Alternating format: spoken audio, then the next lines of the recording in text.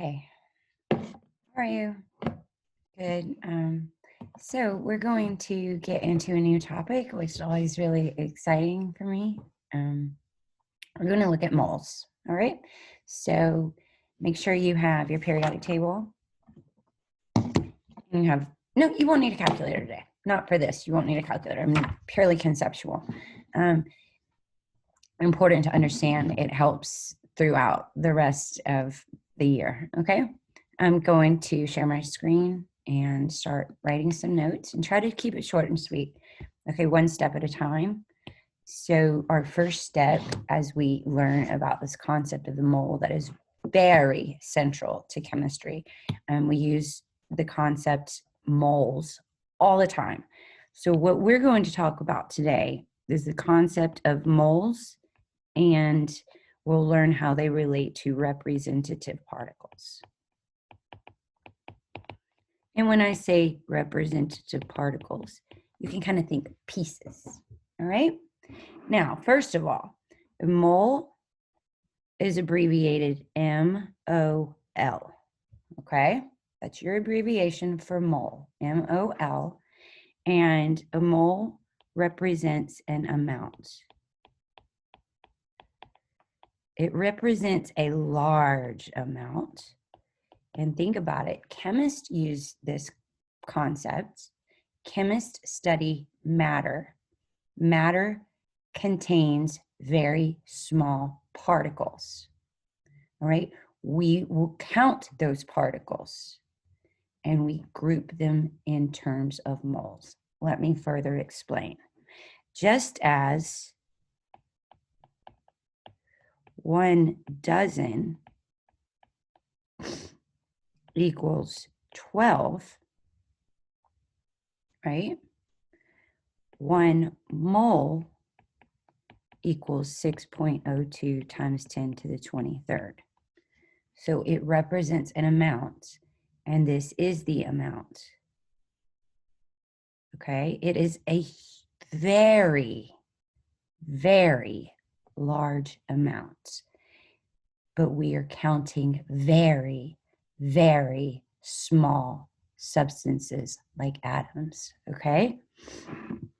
This number is called, Avogadro's number, okay? As Avogadro, not avocado, Avogadro, Amadeus Avogadro learned this idea. He figured it out.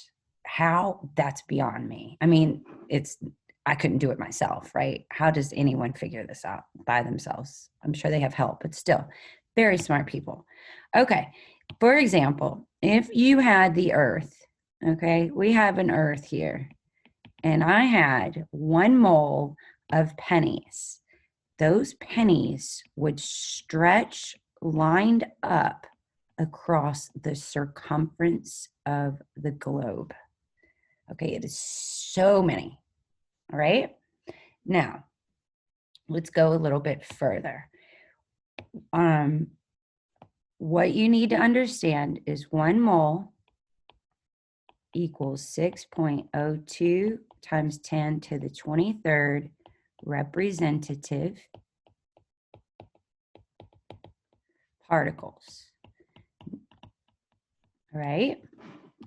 Follow along. Follow along. Representative particles, all right?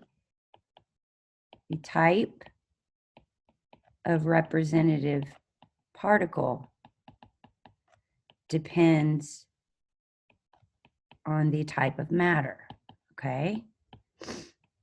Excuse me. We're going to only look at a few types of matter here, okay? Now, let's just go down here. And let's organize this like this. Type of matter, representative particle. Okay. Well, if the type of matter we are talking about is an element, such as sodium, sulfur, phosphorus, etc., well, what are elements made up of? They're made up of atoms. So we would be counting atoms, right? we would say 1 mole of sodium contains 6.02 times 10 to the 23rd sodium atoms. Okay? Just accept it. All right, if we're not talking about elements, which we call, the pieces are called atoms, we may be talking about charged particles. And now we have the sodium ion, the sulfide ion, the phosphide ion, okay? Well, you guys know we call those ions. So if the type of matter being looked at is charged, well, we call those particles ions, okay? Such that 1 mole P3 negative contains 6.02 times 10 to the 23rd phosphide ions. All right? Okay, so we said elements, atoms, charged particles, ions. Next, we would have our compounds. We could have our covalent compounds. That would be, remember, sharing their electrons. Those tend to be elements with similar electronegativities. Those are going to be our nonmetals, right? So we would have H2O is very common, carbon dioxide is very common, HCN, cyanic acid, carbon tetrachloride, multitudes, right? Well, we call those molecules. Covalent compounds are referred to as molecules, okay? Such that we would say 1 mole of H2O contains 6.02 times 10 to the 23rd molecules of H2O. Okay, so since that's a covalent compound, we would refer to that as molecules. These covalent compounds themselves, which are molecules, are composed of atoms. Right? What do I mean? What do I mean? I mean that 1 molecule of H2O contains 2 hydrogen atoms. You know this, but you've got to understand the vocabulary, and 1 oxygen atom. Okay? Now, let's go backwards. We're talking about moles, which represent this many representative particles. We said the type of representative particle is dependent on the type of matter that is under evaluation, discussion, concern, whatever you want to say. If the type of matter is an element, then the particle will be referred to as atoms.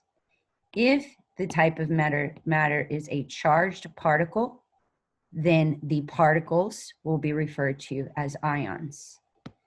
If the type of matter is a covalent compound, then the type of particles will be referred to as molecules, okay? If the type of particle under discussion is a molecule, we might be talking about atoms. I'm not going to get too far into that right now. Lastly, broad category, if we have an ionic compound, right, our metals and our nonmetals are elements with very different electronegativity, such they don't share electrons, they transfer electrons. The nonmetal takes the electron from the metal. We call those formula units. Now, students, you will see many books, worksheets, texts refer to ionic compounds as molecules, but I always teach my students to refer to them as formula units because to me it's more appropriate, okay? So NaCl, ionic, Na2SO4 ionic, right? Potassium nitrate ionic. We would call those formula units. 1 mole of NaCl contains 6.02 times 10 to the 23rd formula units of NaCl. Okay?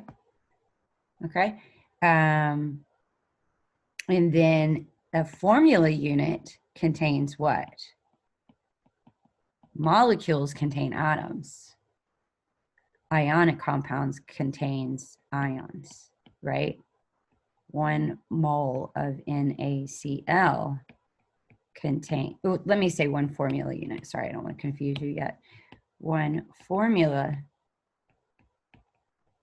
unit of NaCl contains 1 sodium ion and 1 chloride ion. Not atoms, but ions. Okay. Okay, so quick review. We're only baby steps. We're talking about moles and particles. Okay. I know that, hold on. I just got a text, sorry, from one of you. I'm not going to tell you who it is, but I guarantee you're going to watch this video because you're one of my best students. Okay, a mole represents an amount.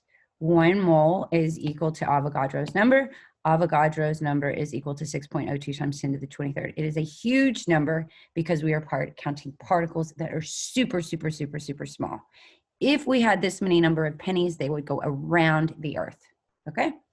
1 mole equals 6.02 representative particles. The representative particle, the vocabulary word that you will use, the type of particle is dependent on the type of matter. If the type of matter is an element, then we will be counting atoms. If the type of particle is a charged particle, then we'll be counting ions. If the type of matter is a covalent compound, then we will be counting molecules. If the type of particle is an ionic compound, then we will be counting formula units. That's what you need to know. Okay? I'll see you real soon.